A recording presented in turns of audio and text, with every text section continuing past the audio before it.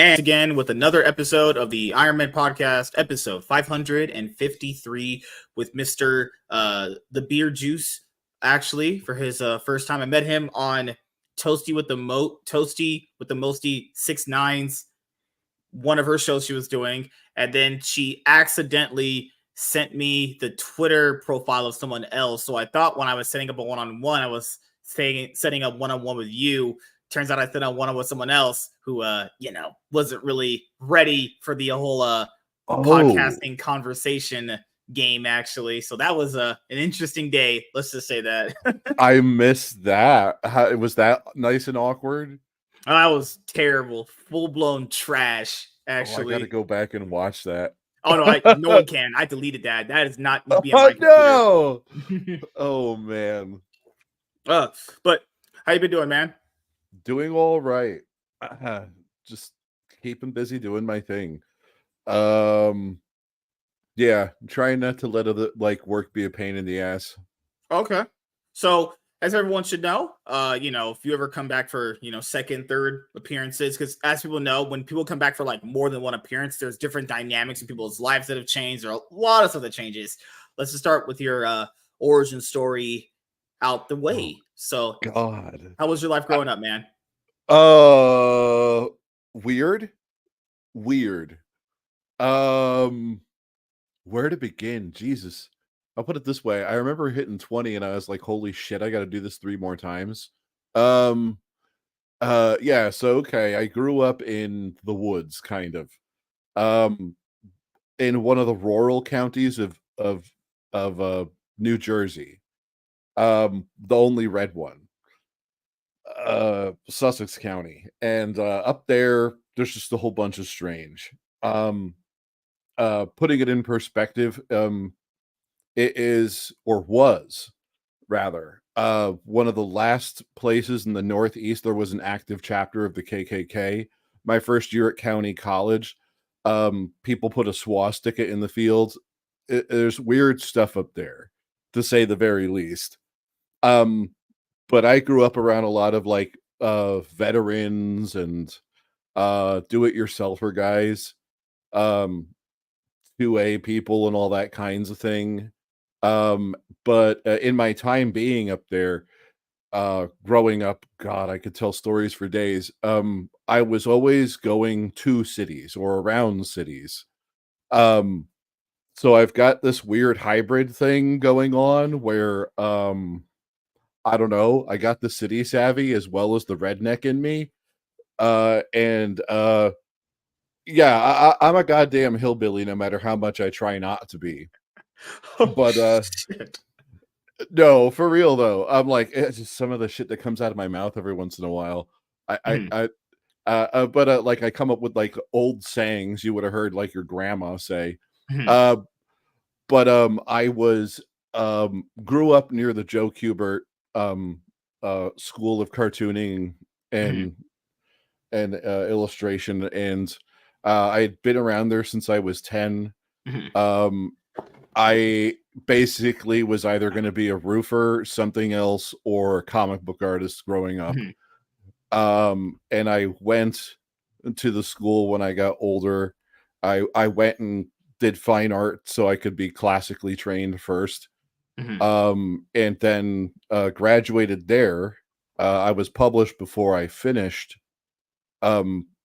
being a student, and leaned into teaching instead of doing art.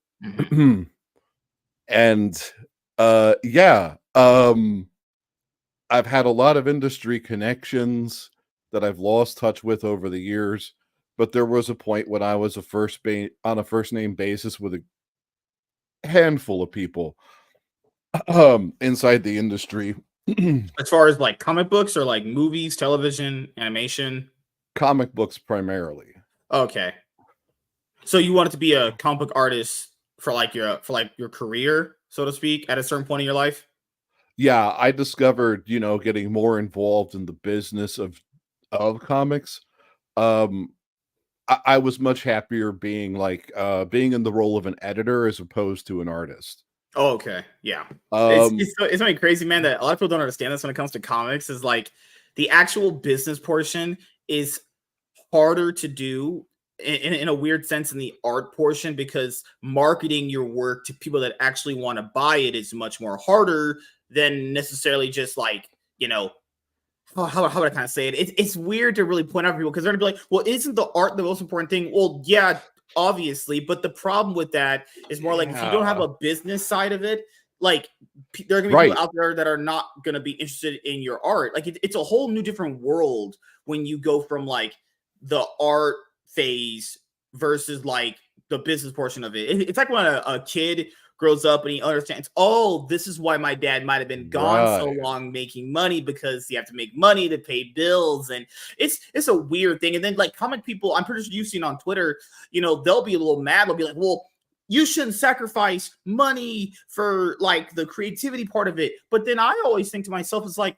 well, you should be always putting a good work in no matter what you're doing, though. You know what I mean? Right. Like the Right. money, yeah, technically the money shouldn't make you produce bad work, but you shouldn't be producing bad work anyway. But like that Correct. should just not be a thing, Correct. right? Have some standards. Yeah, because I never understood that. I never understood that just because you made more money, you would just put in a less quality effort. But for example, some businesses have done that over the past many years, where Oh, they get an influx of money. Now things aren't as good, But what I've noticed, dude, artists are just weird people. They just don't understand no. like No. anything. They don't. Yeah, it's really interesting because they have a strange way of being brilliant and retarded about everything else that they're not smart about. Like quite literally. And it Mhm, was one of those reasons I kind of got found myself moving toward the editorial needle. mhm, I can remember my first time meeting Peter Laird. Um that they were floored by my portfolio, and they mhm, were interested in knowing what I would want to do in my future. And I was like, well, I just want to have my dream job. And they're like, well, what is that? And I pointed to their chief editor, the guy that ran the company, mhm, Dan Berger, and I was like, his job right there. And they were just like, they had this jaw drop, like, you're fucking serious. Like you wanna have the headache of running a business instead of doing the work. mhm, Um and yeah, I was on a first name basis with the studio for a while. I mhm, didn't end up working with them, but I did end up opening the door for one of my alumni who was also interested in work at the time. They were ready to receive him in a matter of speaking because they were talking to me. mhm, Dan Duncan, one of my alumni, ended up doing work for Mirage uh, with the Ninja Turtles. Um, mhm. I'm gonna say, I'm like, yeah, I just, but people don't get it. And if you really want to try and wrap your mind around it, you should Mhm. go look at guys like Damian Scott. Um, yeah, you're familiar with them, right? The dude that's No, like, it's just gosh. There was this group that I looked up because Eric July had said they exist. I was like, this no this exists. But it's actually true. There's actually a group of ex comic pros from like the 80s to the 2000s before 2015, where like some of their work you would really know about, but they're yep, just broke. It's yep, actually a real thing. I didn't know it was a real thing. it's a I thought it was huge thing. yeah, yeah. You know what's crazy, man? In because they when it came to like book novels, I thought if you were a successful novelist, you'd make a lot of money. But in comic books, whenever I would do like history of looking up a story, so like in my life, we didn't have a comic shop around me. So we had comics from like our local newspaper. We get like a Spider-Man comic every week when we had a newspaper subscription. When that was a thing. Because the first comic I ever owned was a Spider-Man encyclopedia for all of his villains back Oh, that's year cool. 2006. That was my very first comic book. And then we had like real comics, like ones I told you we would get weekly. But after that, the only way I'd ever keep up is I had to be the guy to read the stories on the internet because, well, I didn't have any money. Yeah, Yeah, and then at a certain point around 2016, I started buying those. Remember what Walmart had that deal with DC where they started doing those 3 packs of comics, actually Marvel and DC. yep, So I yep, started building on my yep. collection. Then I started getting more and more into it. So to be fair, I've been a comic fan my entire life, ever since about sixth, seventh grade, right when Spider-Man 3 was about to drop in that year. Actually, Spider-Man 2 dropped in the GameCube and everything. So I've been a comic fan for a long time. It's just I told people, hey, I had to read on the internet. Sorry, I had no money. That's the only way I keep up with most of this shit. Dude, I'm like, and it's one of those other things. I'm like, people also seem to forget that like comic books are the most accessible form of art most people are ever Yeah. going to end up being in front of. You Mhm. you don't really stop to think for a second. It is worth spending $5 on a comic book cover, even if you hate the fucking You know story. what I did when I was trying to collect? I literally didn't even I didn't actually know things were in order. So I would go to this place called Frankensons. I'm pretty sure heard of it. It's in California, where it's like a basically a Walmart for nerds. I would just go up and just ask for rent. I would just go through like Nightwing. That's like one of my obviously I love Nightwing. Dick Grayson. I would just go through Nightwing and then just pick out covers. I didn't know they were in order. I was just grabbing back issues because they just looked cool from the cover art, not read them. I was so like I just want to pick them up because they look cool, honestly. And then obviously, you know, I realized, wait a minute, that's an order with this, and I had to learn so much actually, you know. Oh yeah. I'm guilty of not spending money on comic books because I had the luxury of being around people that had them. I Mm, didn't actually spend money on them like mhm, proper for the first mhm, time until I was holy shit, must have been like 2005 or something like that when they mhm, finally started printing volumes. mm, Because then I could pick up the whole thing as a block. I remember getting into unexpectedly getting into Spider-Man, the Marvel Knights Spider-Man. Terry Dobson did I think the first 8 issues or whatever, first 12. Um yeah, and man, I just like for finally for the first time in my life, I could enjoy Spider-Man. Like, because I had always been an X-Men fan because I grew up in the 90s and shit. yeah, That was a giveaway. You barely had to know anything to follow it at all. mhm, But didn't really understand the appeal to Spider-Man until I was finally able to get volumes and read them mhm, back to back. And oh my god, I'm like, it's not a mistake that it is the number one comic book in well, I should say number one superhero comic book in the world. mhm. Just like really good. Yeah, Um, like for me, when it comes to like I know people like back issue hunting. I do a thing called back trade paperbacks hunting essentially. So I tell people it essentially saves you more money just getting it all collected than just hoping to go to a shop and back issue hunting for a issue to go into that series. If it's collected in trade or an omnibus or a hardcover or a softback as they call them, I'd rather just get it in that. The only reason why I'd still buy floppies is if I want to get a brand new series from a character that I intend to review that comic and read it as it's coming out. But that'd be the only reason why I yeah, do it, right? If it's something like, let's say like randomly I wanted to cover like DC Rebirth, I would just buy the trades or the hardcovers. Why would I go and buy all the back issues? Would make no sense logically, you oh know? yeah, yeah.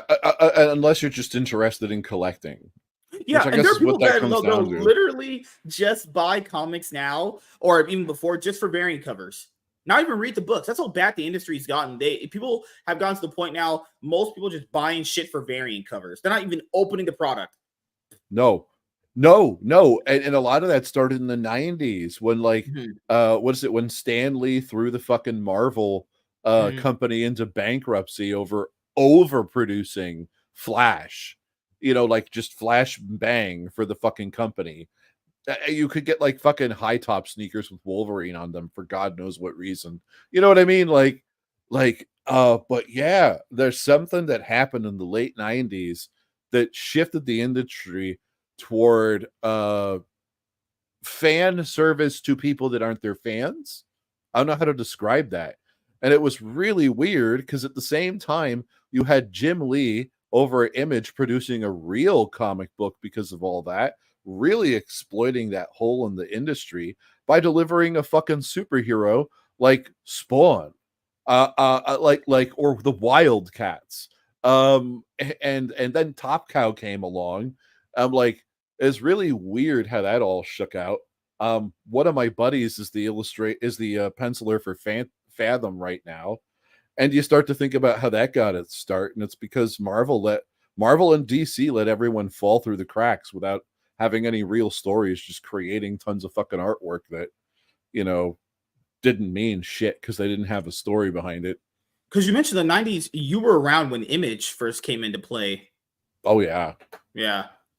It's so That was a crazy now good because they time. had their anniversary of their founding a few months back, actually. It was around, because we're in August now. So that was, I think, in April, early this year. They had their it was their anniversary of Image's founding. And I was like, damn, that's crazy. Because obviously I was born in 1994, so all that stuff had already Okay. happened and everything. So I had to go back and learn most of this history. And it's really crazy when you look at all these people now, because I remember okay, so from what I know now recently, John Lasseter or one of them was more like what you said earlier. He wanted to be more on the business side of it.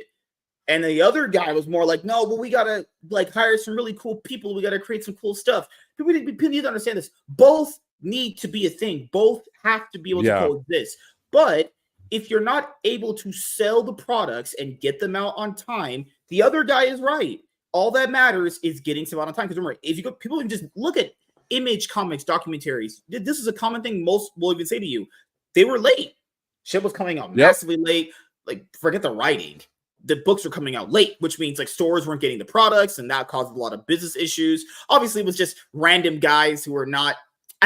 Now they're like big household names like Rob Liefeld and Jim Lee and Todd McFarlane and all those people, right? But like the problem here now is, I mean, Todd knows it. Like they probably understand now. I mean, Jim Lee, he didn't do shit in DC, but Todd McFarlane would know you have to get your stuff out on time. You have to have a good business sense to make sure it works. He definitely knows that now because obviously he has McFarlane Toys and he still has Spawn going on under Image. So I would say I forgot. I confused the names. Pretty sure it was John Lasseter. He's the one that really started driving Image to be like a big major player. I mean, Image right now is probably outselling DC or Marvel coming up right now.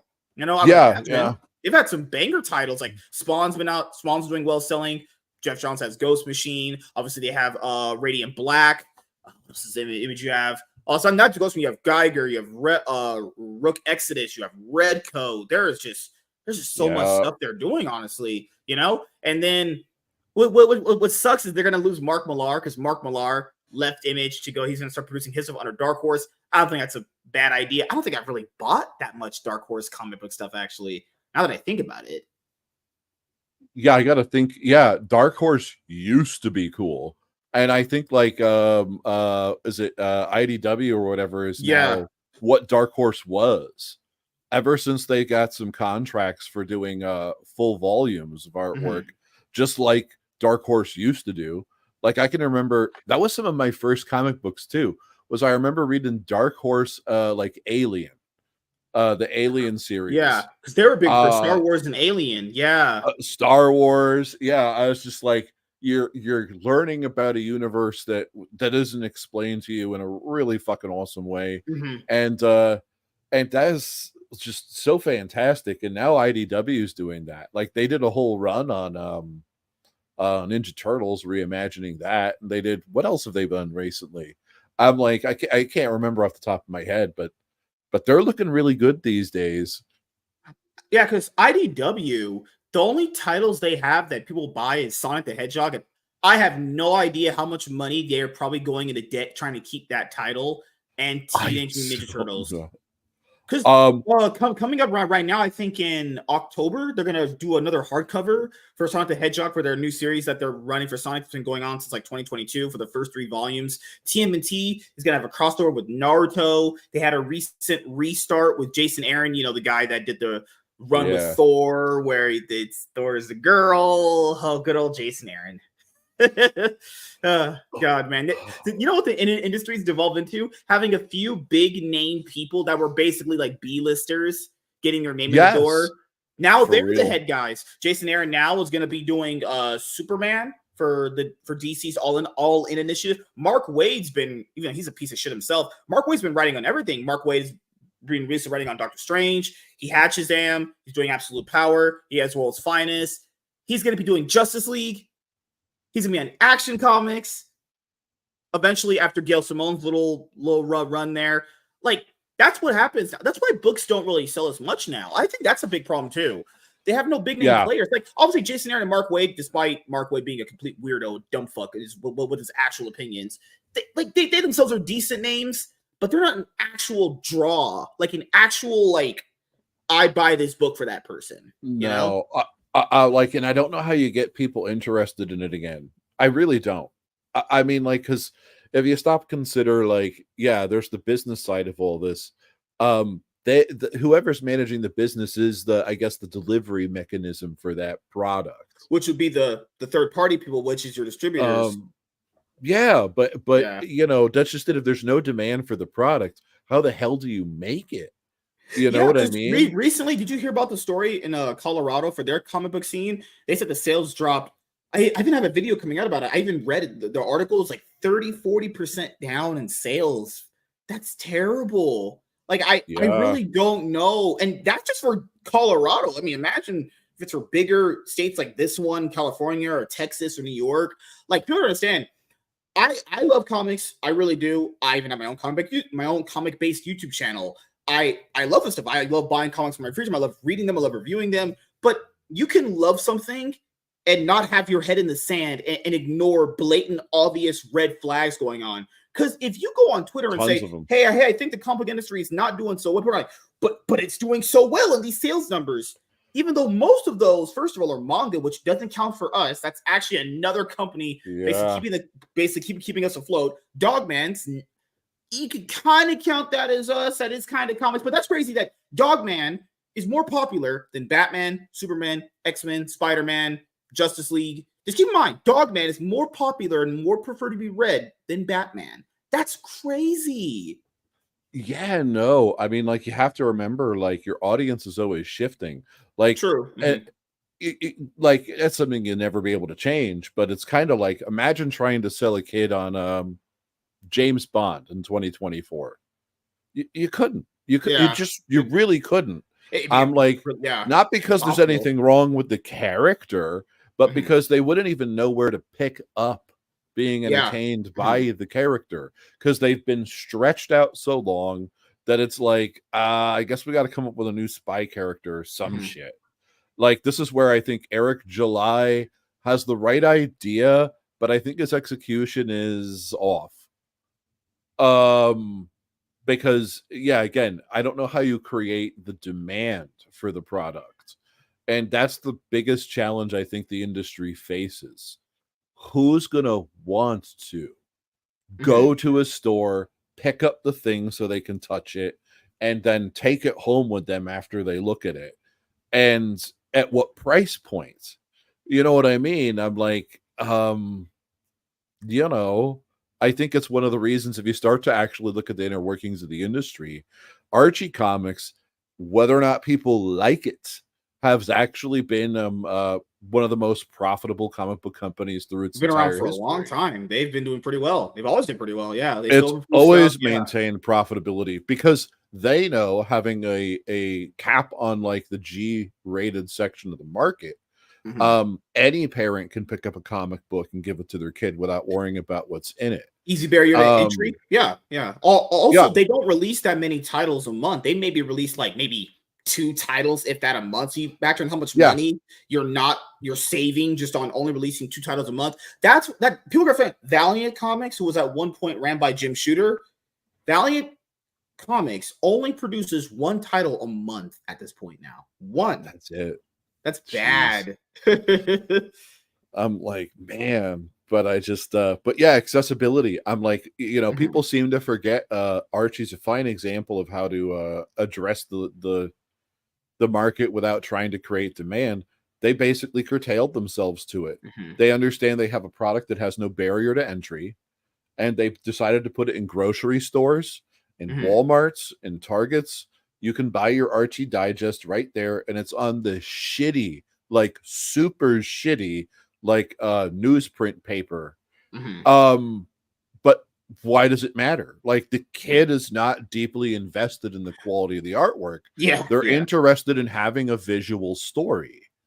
Um, there you go. I'm like, so I Yeah, think it's mostly about yeah, accessibility. That's kind of what I pointed out in a video a while ago that I did.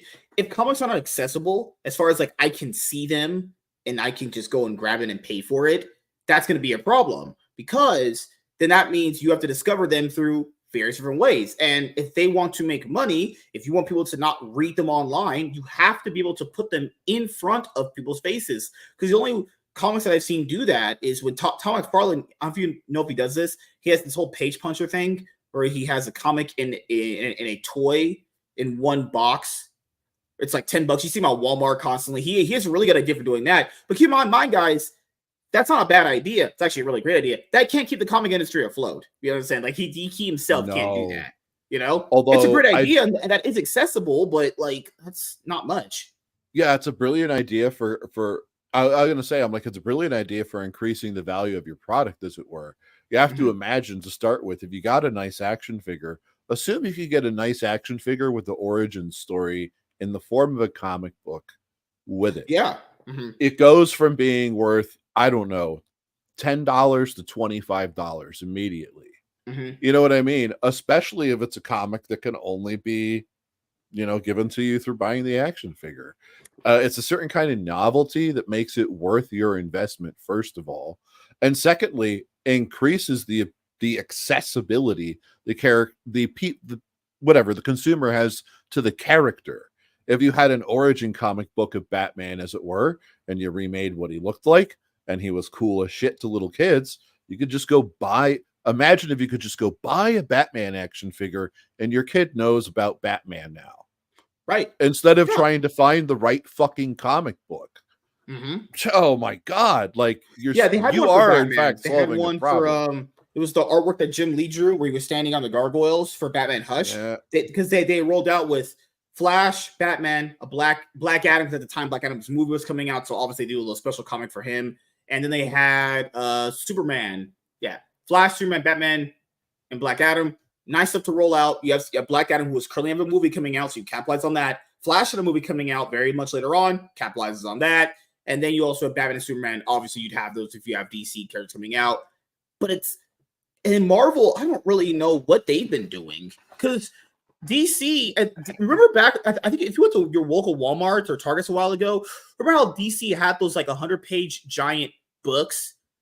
Those were a really good idea, because that was like a Shonen Jump style idea where you could pick out a few characters, pick out a story run through those arcs monthly, easy accessible, 100-page books. Guys, I still have them in my closet. I saw them like yesterday.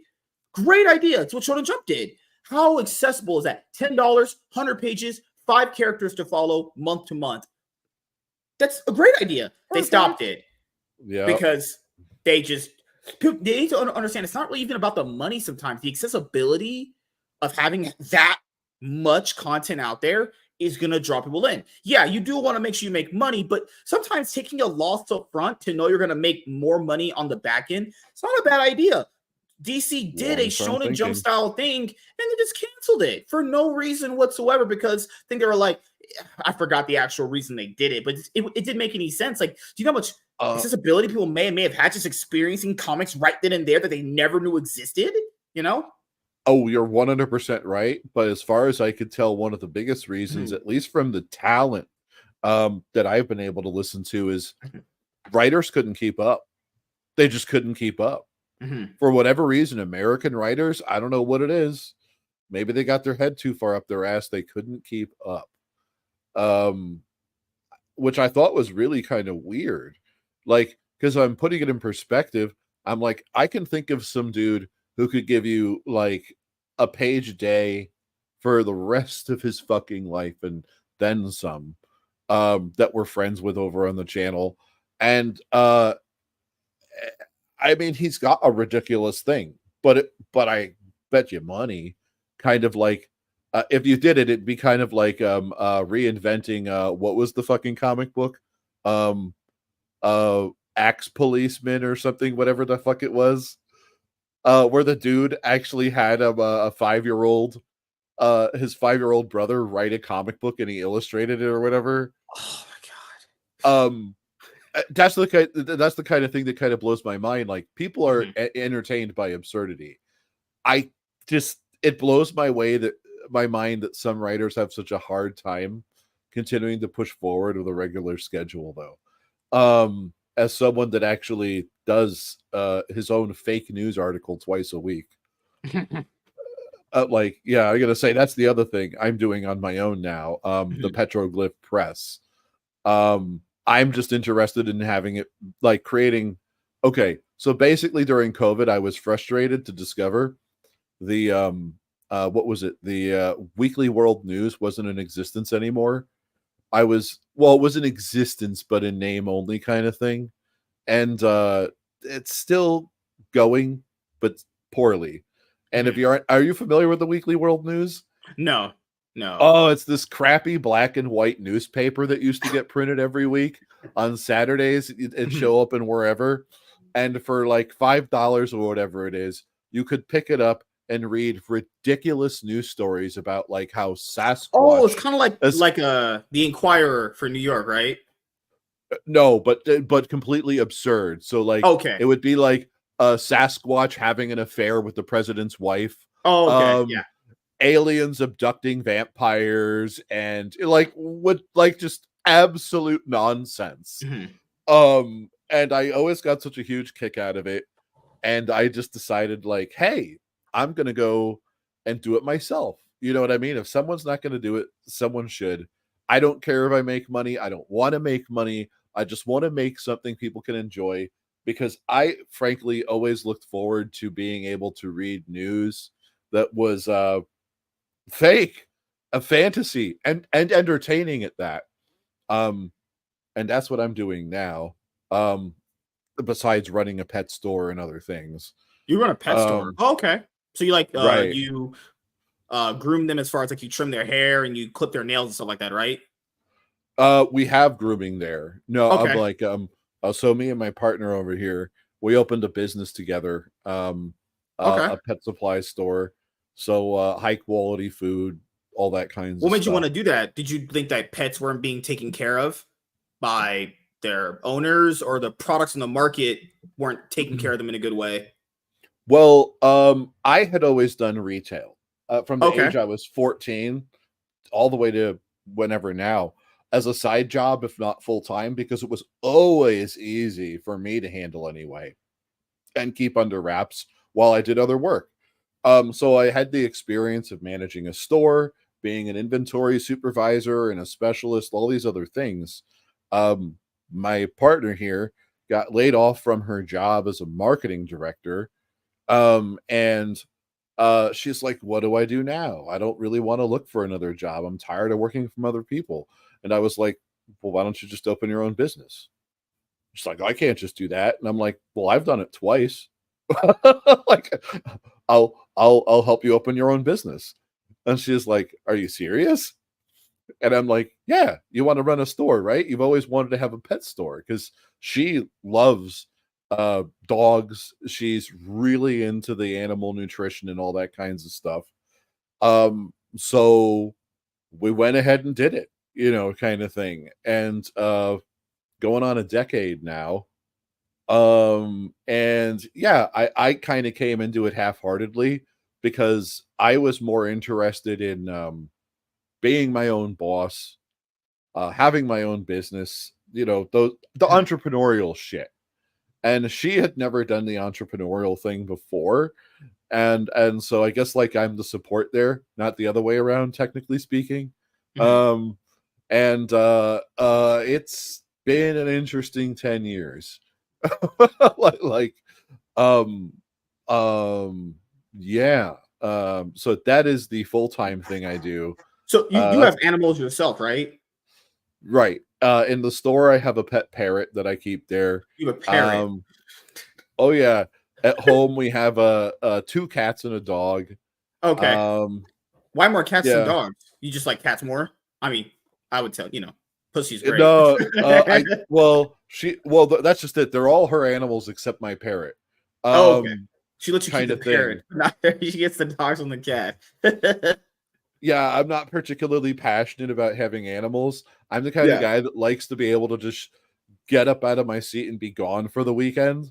Yeah. Mhm. So it's not that I don't like animals per se. It's just that I was like always like Mhm. consciously minded about like, you got to be responsible. So I guess I shouldn't own them.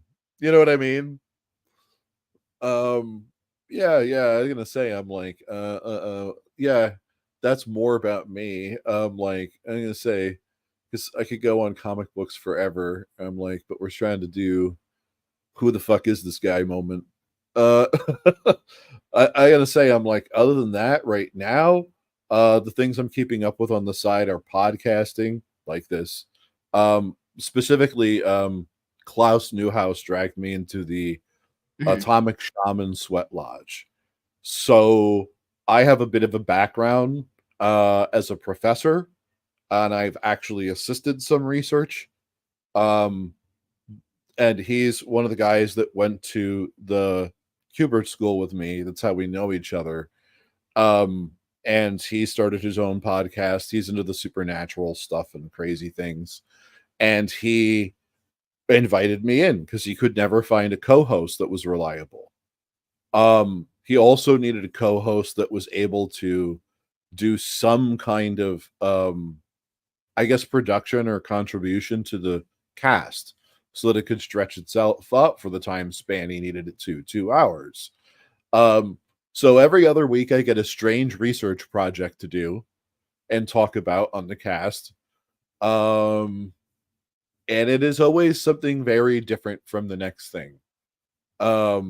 Whether it's a cult, I've done cults, I've done mythical creatures, I've done, like all kinds of weird things. And I'm starting to get into Freemasonry. Mhm. Um, I'm interested in the Masonic roots of the United States of America because people Okay. seem to forget that, like, well, again, going back to my upbringing, Yeah. I have always had good history teachers, and they were the sort of people that would be cut everyone off when they'd be like, "This is a Christian nation," and they're like, "No, it's a Masonic one." And everyone Mm. was like, and everyone around me growing up seemed to know what that means, at least the adults, except for me. It's like the whole So, constitutional republic democracy thing people keep saying that America was. but that's the thing; it was not a democracy, not at its Yeah. inception. In fact, I think they had to spend an extra 15 years after they established the constitutional republic peacefully, which was Mhm. after 19 or after 1776, like by like a Yeah. couple of years. And I think Jefferson had to start going around to the different cities and everything to start figuring how to constitutionally institute processes for democracy Mhm. because um, he could see that there was a decoupling from the population being the self-govern in its smaller communities and larger ones without having any voting from the public involved. But I'm not going to get into the history of the United States of America. The simple fact of the matter was like I've started getting into Freemasonry because I'm interested in the heritage of my country, and I see myself as an American, not as some other shit, not as a white guy, not as a black guy, not as a whatever the fuck. I'm an American, and that means being a constitutionalist and learning and understanding more about how God comes before religion and how the constitutions apply as a moral Mhm. ethic to the framework of our country.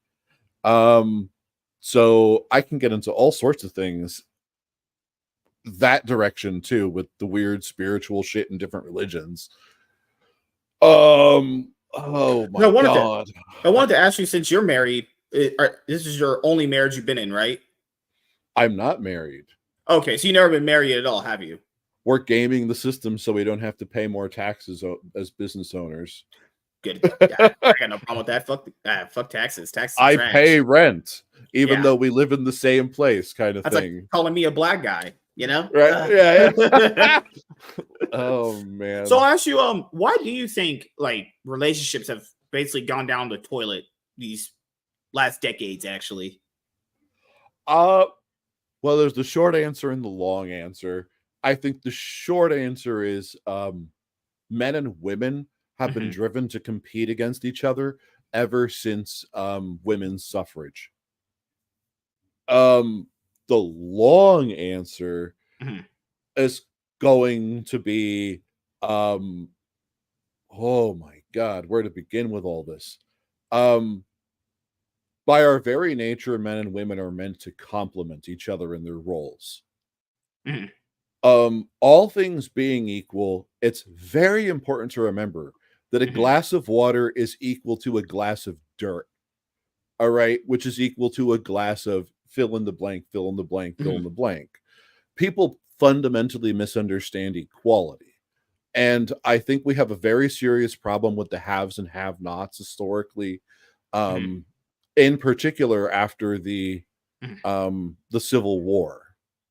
Um, and a huge part of that is the fact that because of the rebirth of what we would think of equality being, everyone has been driven um toward being pissed off that they have to be independent.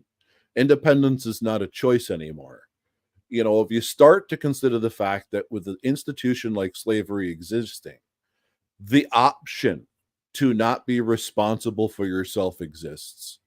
As an adult, for that matter, you begin to realize that for the people that want to be provided for, this created a huge problem. And it's precisely why you see socialist countries constantly destabilizing. You have a cross section of the population that wants to be dependents, and that comes at the cost of people that are independent. So there's an unfair wagering in a matter of speaking. I think in the traditional roles, when you start looking at men and women, Do you again, they're meant to complement each other. Yeah, do you still believe in those things actually? Do you still believe that's like a right way to have things go, even though you said before like things kind of change over time? You think Uh, that kind of those kind of roles can basically transcend time actually? what kind of things you're talking about? Equality or No, I'm talking about like you know how like people like I said before with the comic conversation earlier. You know how people just grow up, they grow up around different situations, different things, accustomed to themselves. Where when like they look at a traditional relationship, they might feel like it's very old school, like very not like for them because it's just from a different time period. Do you think like that kind of relationship that we know? Do you think it could just like transcend time actually? I Because yeah, I see what you're saying. Yeah, yeah, I'm like, how do I feel about traditional relationships specifically? I mm, think traditional relationships, let's put it this way. Traditional relationships have proven themselves successful over what are we talking about? Millions of years of, I'm like, yeah, for a reason. It's mhm, because they've been tested across the broader portions of society. The mhm, reason a traditional relationship exists is largely because it works. Whether or not you like it is a whole nother story. Look, yeah, just because I don't fucking like broccoli doesn't mean I won't eat it. Like, are you kidding me? mhm, Um, well, you know what I mean? I'm like, mhm, that being said, I think if someone is understanding, wise, and sophisticated enough to understand all the inner operations of why relationships are successful in traditional dynamics, you can have a relationship that's non-traditional mhm, and successful. It's not advisable because you're doing something that can be troublesome, not just mhm, for yourself but other people. Um that being said, I'm in a non-traditional relationship and successful, right? I'm not married. mhm. I'm living with my partner. I own a bit, like on and on and on. Yeah. Like I um Because then you can bring up the conversation there. It's like, is marriage really even worth it? You know, when you start looking at it from basically like how certain cities and certain towns and certain states have it where like if marriage or if a guy and lady get divorced, then he'll have to pay all this alimony and child support, and there's all and it just becomes this big giant mess depending on where you live at. It's like, how could you get someone on the idea of it, given that if it goes south, this person's basically screwed for their entire life. Even after the child support's over, you can be paying like lifetime alimony. I never even heard of yeah, that. Lifetime alimony. That's actually insane of a which thing. is ridiculous. I'm like, yeah, I'm just like, yeah, no, but I'm with you there. I'm like, I think that marriage as a legal institute is broken. Like, Mhm, period, the end. I'm mhm, like, now if you want to make a pact uh between you and another person in reverence to God that's until you die. I'm like, cool. If you're that hardcore and you really mean it, like by all means, you can have a religious marriage or whatever it is without, who the fuck gives a shit about the state? Anything that's legal, there are ways to sign paperwork around in the first place. You know, like if I want power of attorney over my significant other because they get fucking, I don't know, stabbed in the ear with a screwdriver and they're a retard, like there's nothing stopping them from making sure that that's, you know, principally speaking, under my full control instead of their family, just by signing a couple pieces of paper. And you can like literally go to places like Target where they have like packages of the shit that you can just buy, fill out with your names. That's it. Like in the dates, like, you know what I mean? I'm just like, I just like, you know, it behooves me. Like marriage is a moral institution is, I think, something people have overlooked though. And if people viewed it as a moral institution, not a legal one, you would have plenty of healthy couples doing a good job raising families, because after making that commitment to each other, you have to do your best. Because I mean, unless you want to throw the middle finger up at God, which I wouldn't recommend, like you know what I mean? Yeah. You're kind of, which is half the point of doing it. Like, no, there's a higher power. Yeah, this higher power we're in service to together. Yeah, because everyone now is on like marriage and stuff like that, but I'm like, people are barely even getting in relationships. Like people even, I think older people haven't even been really looking into certain things. They've just been kind of going off like feelings and surroundings. If people actually look, and most of like how people are generally interacting and doing with each other in terms of like conversations and everything, even just women and guys, both parties, not really getting in relations anymore. People have been having legitimate, long form discussions about, well, why aren't guys getting with most girls anymore? Well, dating pool not only just sucks, most modern women aren't like realistically worth it. One guy, we were having a podcast about this. We were reading on Quora, which I think is better than Reddit. Quora is way better than Reddit by far. This guy basically wrote it in a way it was like, the juice isn't worth the squeeze, you know? Yeah. Or like you're doing all this like basically auditions, and then you're getting like that, like in the quality that you're gonna get from women is just so bad now. It's like, why would you go out of your way to even have one anymore? So that's why I think like OnlyFans subscriptions and all stuff built up, because obviously, you know, if you can't really talk to women in your real life, well, obviously the internet one's the only one there. That's why I think that's it bigger, because they're just the readily available option, actually. Right. You know? Well, I would also argue, like, and I guess this goes for all relationships, not just romantic ones. I'm like, I think one of the bigger problems now is that through anti-social media, people have learned that they should treat all relationships like they are transactional. Oh yeah. That's a huge problem. Like, Yeah. no, seriously, like, look at this right here. What am I getting for this? What are you getting for this? This is not a transactional thing. You get to talk to a hot, rich looking black guy. Yeah, exactly. Like, I'm erect now, which is why I can't tip my camera. But you know, I just like, no, but in all seriousness, we had a nice conversation somewhere else. So we're continuing to have you see what I'm saying? Like, yeah. The whole transactional dynamic is one of the biggest mistakes people make when they start engaging and being social with other people. This is like, look, I used to work in market research, and I used to be like at like 3 different companies I work for, like one of the top sellers in certain departments and other things, and people always wanted to know my secrets. And every time I would get like the floor in some of these meetings with some of the other salespeople. They want to know the secret, because I'm not the hottest guy, I'm not the coolest guy, I'm not how the hell is he doing it? And I would be like, look, it's really simple. You have to establish a relationship with the other person. If they can't care about you, why would they do anything for you? And everyone was like, oh. And then I would start going into some of the sales tactics. You know, I was like, you know, Mm. and some of these other things. And I'm like, but if we're being genuine, right, and as far as establishing a relationship with each other, um, there's the social agreement in sales that like you have to spend money to keep having that relationship with me, Mhm. right? There is still a transactional element. What you're trying to do is obfuscate it in order to get people to buy shit from you. In real life, though, like this, well, this ish digital life, Mhm.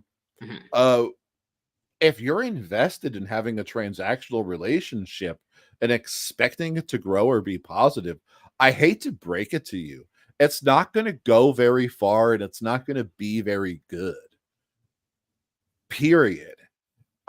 So people got to get used to making their worst selves better and then go and meet people and throw the transactional element totally out of the window.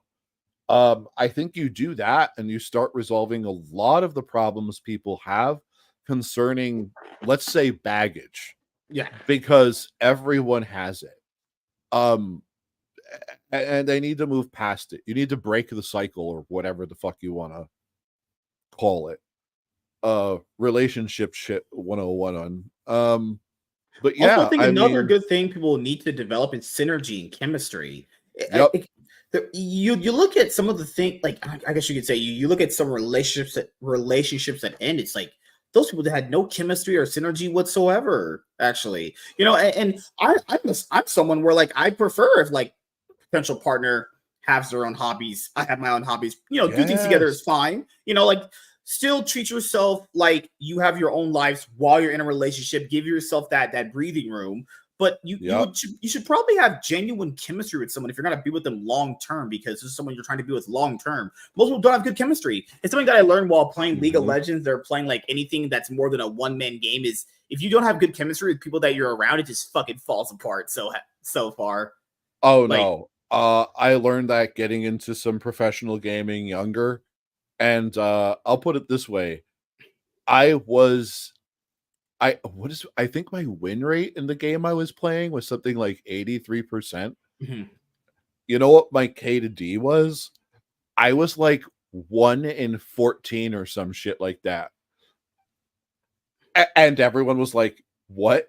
How do you constantly win when?" I'm like, "Well, once you learn how to be a team, it becomes Mhm. something completely different." I mean, that being said, to the point here, I also think there's another real big problem at play here, and I think a lot of people have been bought into the juvenile fantasy Mhm. of romantic monogamy being the only thing you need. The reality is we have families for a reason. If you could just marry the right person and never need another person in your life again, well, what the fuck would you ever need a family for? That would just make you an extinctionist. Like, you know what I mean? Because you're not going to have babies. And everyone else, if they did the same thing, would just pair off to death. Um, the reality is, like, no matter who your partner is, it behooves them to understand. And this is where like crazy, weird, jealousy, stalker shit comes from. Yeah. You know what I mean? I'm like, Uh-huh. no, they need friends. They need a brother. They need a sister. They need a father. They need a mother. They need a cousin. They need an uncle. They need an aunt, whatever it is. They need to have established relationships to be a healthy person. You get to be one of them, and you get to be the most important one. That doesn't mean you get to be all of them. That's insane. Mhm. Um, and it comes from like stupid shit like Disney movies and whatever the fuck else. Mhm. Uh, drippy, shitty, white liberal lady, fucking like Julia Roberts It's films crazy, man, garbage. because like most of the women now that are be like my age category, the decent looking ones are literally the white liberal ones with I got blue hair. Just yeah, those are the ones with the attract. Those girls are super attractive and they're just fucking insane. You know, dating apps Dude, to me are a complete scam. I hate the idea of them. You go on them, profiles are all pronouns and bio. Like, oh, fuck. I Good don't know how lord. you do that. I can't live in Canceled all of them. California. I never paid like the subscriptions or any of that BS, but I just couldn't do it anymore. I mean, this is literally not worth it. And now on dating apps, instead of people actually looking for dating, not just hookups, girls just show their OnlyFans. Well, I mean, how does that? I shouldn't even ask dating. How does being social work in California? Like, are you always walking on broken glass? Like, at least around not in here, my town, no. Oh, good. I was gonna say because, like, I was gonna say at least around here, I can find ways to go meet people at these clubs and these things and do stuff. Mhm. I'm like, I have to imagine if you were in California and you tried to do the same thing. Hi, Toasty. Hey, Hi, Toasty. hi, Good Lord. Toasty. Good Lord. Yeah, because I spent 2 weeks in California and was like, never going back. You could never pay me enough. That was it. I was just I'm like, because I just discovered there were certain parts of California where like I was good or evil just because of how I looked. And if it wasn't because of how I looked, it was because of what I was doing. And it was just so fucking weird. It's like walking around a bipolar society and every different block was a different like flavor of bipolar. Like world to live. Yeah. I couldn't wrap my mind around it. And I was like, no, I'm done. Not doing this. So for our town specifically, I think we have one of the more calmer, good towns in California. Like you would have none of that here at all. Like literally, the only people that would look at you weird are probably the crackheads who would try to get you to fucking get them drugs. Other than that, no, in my town specifically, I don't really have any of those problems. Actually, people, I can't say where specifically what it is, but it's a place where we don't really have any of that crazy stuff here. What hurts this town specifically is for this. People just kind of come here because it's cheaper to live in this place versus other places, and they kind of just travel out to work. But even here, like I went to San Diego for that Big Man Comics thing, at the bar, the Basic Pizza thing, and the apartments there, where they were like now leasing, and I would ask the locals around, I'd be like, "How much for?" I was just pretending I was going to rent one. Sure. How much for a rent? $2,000 for rent for a 400-foot apartment. 400 square feet. 400 square feet apartment. $2,000 for rent. $1,000 for security deposit. That's actually just insane. That's crazy, right? I mean, like, and unless I guess you're in Silicon Valley, it doesn't make sense because at least your wage would be proportionate to the percentage of money you're giving to rent. Mm-hmm. I was just doing one of these, a math thing, earlier today with one of my buddies who showed up. And I was just like, yeah, let me tell you about how cool it was to be in the, like whatever, the 80s or something. Imagine earning $24,000 a year and you could put down $1,000 for a $70,000 home and only have an interest rate of 2%. I'm like, when you start to talk about what percentage of your income that is, you're like, wait, what? And I'm going to pay it off. I'm going to have a 30-year mortgage, even though I can pay it off in 5 years. like, dude, I don't know how you would do the same thing now. Like, what? It's all 6 figures. And what? The average wage since the 80s has only increased 10K. Like, and everything else in the market has if it hasn't doubled, it's at least in 10 times. I'm like, dude, inflation ate fucking like our asses up over the last 30 years without anyone noticing it. And I don't know how. Oh man. Bad economic management. Yeah, I mean, because it's crazy. People always say, well, that with this person gets elected or whatever, inflation will go down. I've come to realize this over the past like 5 years or years more than that never happens. Do you know how people always say, well, prices will eventually it never happens ever. Actually, they just stay high and actually just increase further.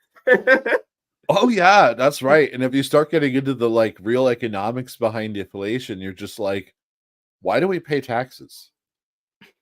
No, serious question. I'm like, well, if we're going to print the money and the money collected is meant to tamper down inflation, but inflation goes up anyway, what's the point in paying taxes if none of the things happen? I'm like, what are the taxes actually doing? You're just printing the money anyway, so why are you collecting it? what the fuck? I'm like, at least let me have more of That's what my I said own too. money. And the thing is, you start to God see how damn. bigger of a scam it is. It's like we already give. This is what. That's why I always find weird. We already give them enough money. Why do you need more money? We already give you enough. What are you doing with the money that you're getting currently right now? Well, if I've learned anything from Greta Thunberg, it's that we haven't been given enough money to stop Oh the no! climate change gods. Yeah, I gotta stop that. I, Yep. I guess we need to start opening burn pits so we can throw the money in there Mhm. instead. Because I don't know how you give them enough. Maybe we should just throw them in there. You know, I'm all for trying human sacrifices to solve our problems, assuming the people that Mhm. want to advocate for that get to go first. And if it doesn't work, I guess we don't have to do it anymore. Problem solved. Mhm. I'm just saying. I'm not wishing death onto anyone that's libtarded, but you know, Except Destiny. but Maybe, you know, maybe if maybe they, he needs the wood chipper. I would say, I'm like, we could start with human sacrifice to see if it works. Destiny's a good start. Oh shit! Because the That's the more problem valuable here, than man. money. Yeah, because dude, the issue here now we have with people is that we're getting into the most important election of our lives, as they say. It's Everyone. always that. Every one of them, you know. I will say this one might be a little bit more crazier than others because we did have an attempted assassination that Google Oh, tried to hide. You know, nothing crazy happened about 3 Saturdays ago. Nothing historical at all. You know, you know what I find it crazy is that Biden lost the debate. Then oh, it was revealed the polls are tanking. Assassinate. He talked about getting removed. Assassination attempt happens. He's not seen for a few days. Then he steps down as president. I think guys, just no coincidences there. Just pointing things out that I saw. You know, mm, Mr. B no. says he's gonna run for president. Then Trump almost gets assassinated. He's just nowhere to be seen for days on end. It's like you want to be president, but when shit actually hit the fan, we didn't see you. That's not a good thing. That's actually terrible. And a little far too many coincidences to be Yeah. coincidences. Right. Yeah. There. Yeah. I'm Yeah. like, I'm not going to try and pull an Alex Jones, but there might be some conspiracies at play here. Yeah, they figured out that the jail conviction that's coming up very soon is not going to even be as bad as they're thinking, or as they thought it would be. Because basically, if you knock things down to the absolute lowest level, which they probably will be, it literally won't be as bad. He might even be there like a month. So even that didn't work. All that didn't work. And when that wasn't going to be as bad as they thought it was going to be, then there was an attempted assassination. That's actually crazy, guys. Don't you find I that crazy? was still blown away that he actually gave an address to let Kamala Harris be whatever. I was like, wow. I'm like, because this dude is a neo-Confederate. I'm not even going to get into it, but I know so. Mhm. And I'm just like, okay, what are the odds that Directive 51 gets executed before Inauguration Day if Trump wins? Mike, what's up, Do you man? know what Directive 51 is? No. Okay, Directive 51 was signed into action under W. Bush. It was basically meant to come up as a solution for how do you run the country if it's under a full-blown attack. Mm. So this weird thing happened where he signed an order, and it got codified in the law, where basically the president can navigate running the entire country through executive power from Air Force One under the provision of Homeland Security. And it establishes a new de facto government because presumably under the proper circumstances, the standing government or the official one that had preceded itself would have no more authority in the matter of conducting the military because it'd be compromised. Um anyway, so Directive 51 does allow through executive power the president to establish a de facto United States government under the provision of Homeland Security.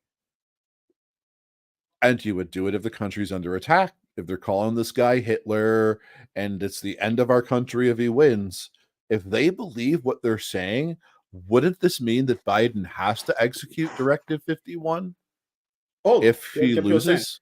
Do you know it's all also crazy with this conspiracy theories that I've had in my brain that are obviously not willing to really say coincidences, more like you see things happening. They give Trump a security team of not enough personnel that the normal president would have, all women, Again. you know. Then when they did their job really badly, it's crazy. Those videos that day of the assassination attempt, guys were literally telling the police officers, "Hey, there's a guy crawling on the roof there with a gun." Oh yeah. Like police may or may not have been paid off to do that movie villain thing of like, yeah, I know something's gonna pop up, the whole wink. People know what that is. You've seen enough movies and TV and stuff. Then after that, Secret Service leading lady resigns. And it was just revealed that apparently he followed the Secret Service into the festival grounds or whatever, Mhm. and they didn't give him a hard time or whatever the fuck was going on. Mhm. And I did some research, but I'll just throw this out there. Like, it should someone should answer me the question now that we've got enough footage. Where did the rifle come from? And I don't mean like it was his dad's rifle. We know he came from his dad, but how did it get there? If every time we saw him in video so far, except for the roof, he didn't have one. Was it stashed up there? How would it get stashed up there? One might ask. Oh, you just find it weird that apparently it was some sort of like sniper. What sniper do you know misses? Just in general, like what train the person wasn't a trained sniper? Because why would a trained sniper miss? And people say I hate that meat. He was a trained sniper. What? And missing from that close? Bro was not. What the heck? There was no trained sniper. That's just not true. No, it's not. Trump would actually be dead if that was literally a trained person. He didn't have the proper equipment for the job, that's for sure. I looked into what he had. It was like a Panther Arms AR-15 from 2013 or dude's something. Beard is luscious. Well, thank you. Thank you. No, from 2013. It was a budget one then, which was crappy. For those of you that know ballistics, the thing probably has an MOA 4. It's that kind of bad. And he didn't even have a sight on there with any magnification. It was just a 1x hollow dot. So realistically, when you start to see those shots fly past him, he only got the one on target. And he just happened to turn his head at the moment. The other shots, you could see fire off to the right, and I would bet you money that's because of his fucking gear. Like, it's a shitty budget ass, never maintained AR-15 or maintained like crap. Like, you know what I mean? Like, that just, whoop, there you go. Yanking off to the right. I was like, I'm a bit of a shooter, but I'm like, I know what it's like to fire that. And I'm like, nah. If this dude was serious to start with, he would have brought a bolt action with a prism at that distance instead of a scope or a whatever. I'm not even getting into that. Now I'm going to fucking nerd out on guns. You don't need me to nerd out on guns. Okay. Dude was firing 223, a little bigger than a 22 bullet. Did you see the recent situation with Kyle Rittenhouse? Yeah. Okay, so I know this, we know about the whole like gunning. I know about the whole black guy gunning thing down thing. What wasn't his fault? They attacked him and he killed a pedophile. I know all that was good because killing a pedophile also would be a good thing. You'd think saying that's a good thing to people. Yeah, it's a pretty good thing, but left people in like pedophiles dying. I mean, Jesus was kind of into killing them. I'm just saying. So, what did you think about all that backlash today? Where, because basically, long story short, guys, Kyle Rittenhouse went on Twitter and said, "I'm going to endorse this guy."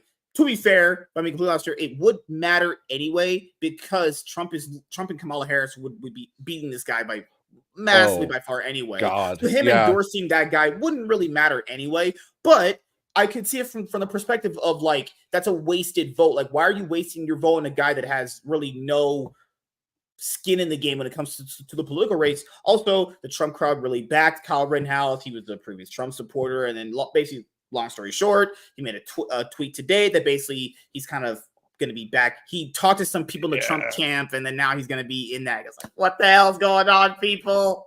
I was a little surprised that he ever said anything at all. Yeah, I'm like, surprising, yeah. Right, because like at the very least, the kid knows he's not politically savvy. He's not well read in that regard. He's too busy going to college and other shit anyway, trying to get back to being a normal human being. Yeah. And the fact that he came out and said anything at all was really weird to me. That being said, I'm like, I just kind of like shrugged at it, like, yeah, and I'm like, what's the alternative? You know, I'm like, if you're gonna Mhm. make a statement about 2A shit, I'm like, I, Yeah, because we I know don't Joe know Biden, he why. was going to be big on banning. If he had got elected, which probably was not going to happen, but if he did, he had blatantly said multiple times on Twitter he's going to ban assault rifles and make harsher gun laws and all that stuff. From what I know about Trump, he also has very similar views on that stuff too. I don't know if he's backtracked anything, but I remember he was very similar on like having certain gun laws that were pretty harsh. Well, Actually, I could be wrong about that. From last time I well, remember, that's the thing. I don't particularly care what the fuck the president's stance is on 2A or because any of the you Constitution. you have guns, right? You believe in Yeah, having them? yeah. Okay, okay. I'm gonna say, if you'd like to see some, I can do some show and tell. Oh, it's But okay. You know, YouTube um, purposes. Allegedly, you have these things. Maybe beside like, you. Maybe you might have one in your pocket. You never know, right? I mean, I can, and swords and other things. Mm, But no, but I'm just like, if you mm, people need to understand how civics work, how they're exercised, and how they're structured. When you start to learn about the differences between the executive, the legislative, and the judicial branch, what you begin to discover almost immediately is how few powers the president has. The reason they've had the title of commander in chief since the inception of the country is largely because, as the head of the executive branch, they are charged with the power of establishing the sovereignty of the country's borders, which gives them direct control over the military in that regard. They're the only legal authority in our entire system of governments that has that kind of direct control.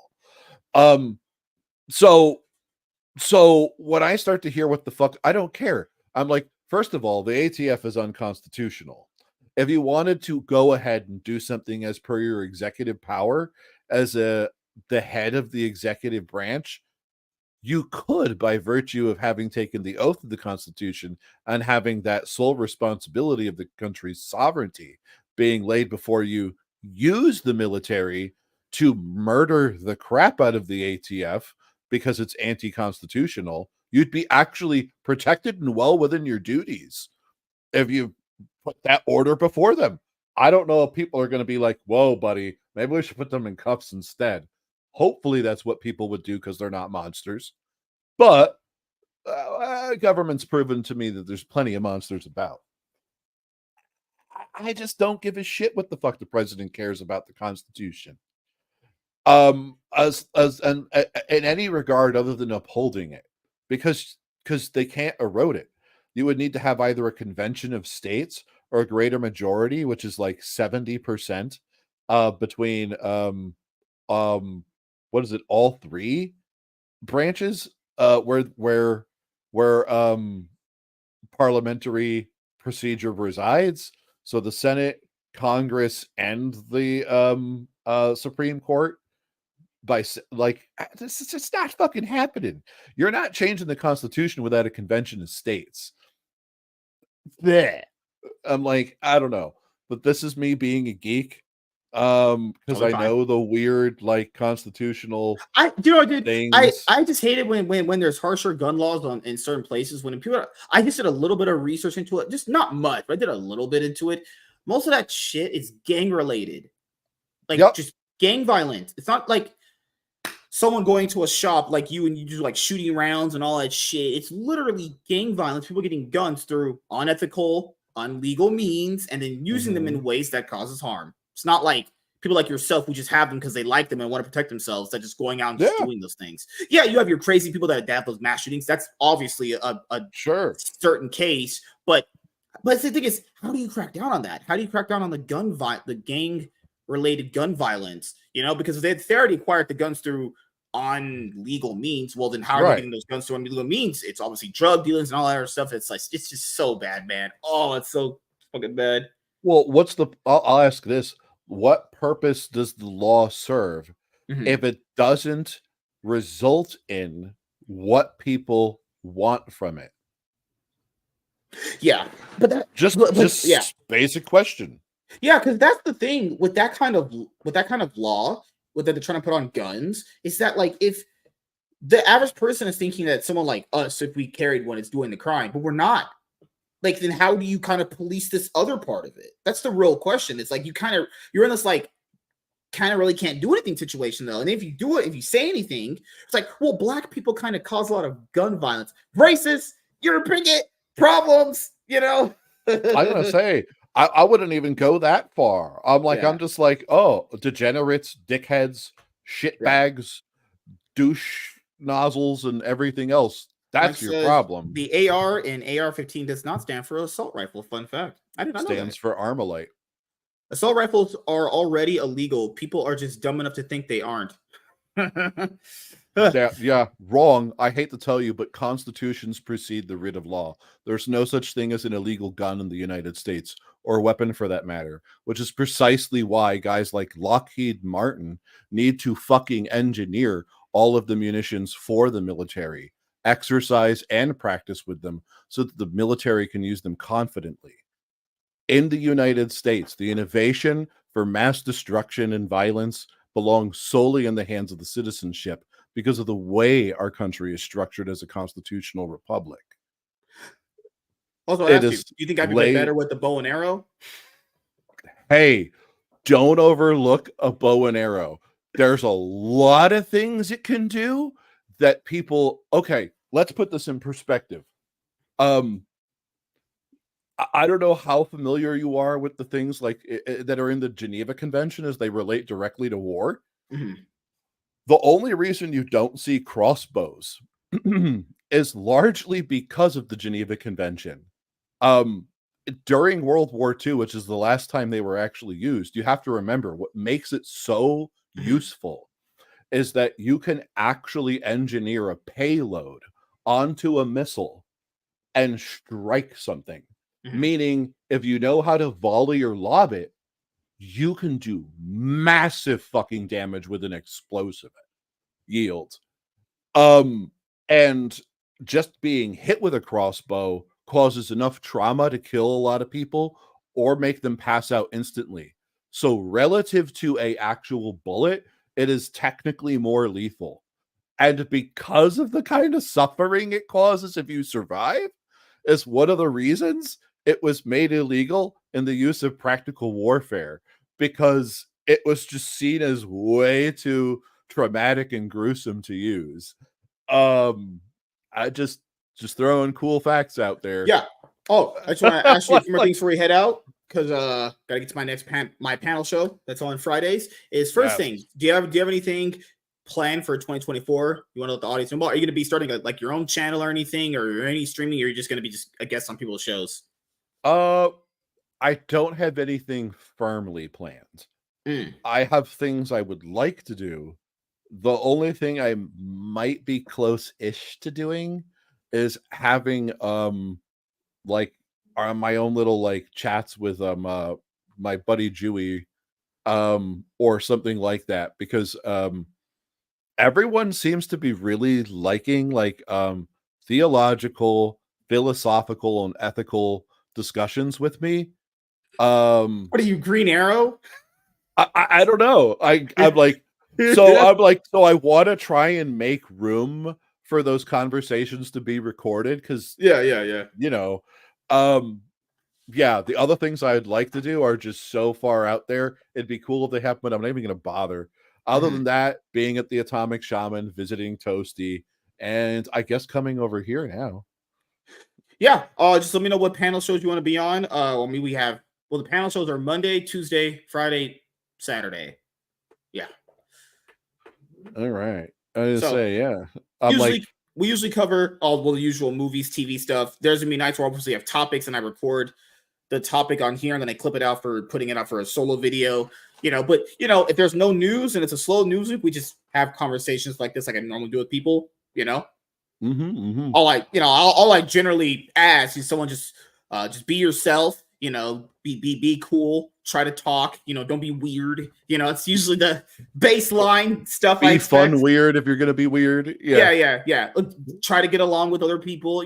Chemistry is important to me. My wife and me have no chemistry. That's why her boyfriend, comes over and sleeps with her. But yeah, other than that, you can find me on social media. I'm the Beard Juice. And let's see, and I think I'm just on X right now. Over at X, if you want to follow the Petroglyph Press, you can go to Finest Fake News or Instagram, the Petroglyph Press. Mhm.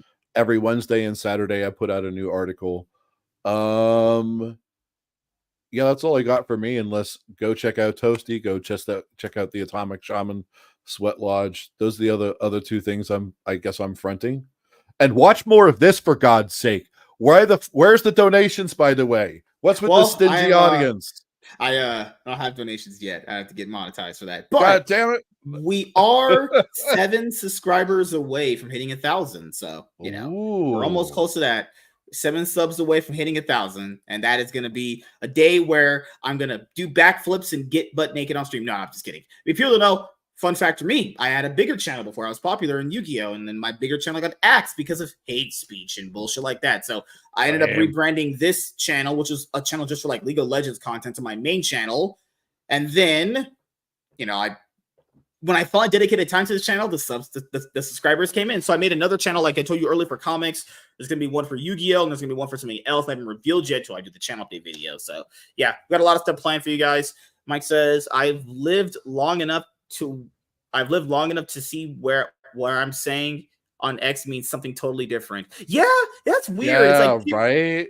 Yeah, like you'll say something that people will hear in a panel on X. People will take it. Like, wait, whoa, you know what I mean? Like, it's no, we're not going to that road, Mike. He's trying to get me, Lord, old men these days. Do you have any shout outs you can give to anyone in particular, and anything else you want to say before we head out? In particular, nah. Klaus Newhouse, the Atomic Shaman Sweat Lodge, Van Rollington. I do have favorites I follow online, but I'm like, oh, and I have one question for you before you go, because I know you're Cloud9 or whatever. Do you have anyone that plays Dota or needs? I got back into Dota like 2 weeks ago. Yeah, and I am just a fan. I never followed Cloud9 in Dota. I played League, which is the Dota clone, actually. I'm enjoying it, but I don't have anyone to play with, so I'm just stuck doing rando weird shit.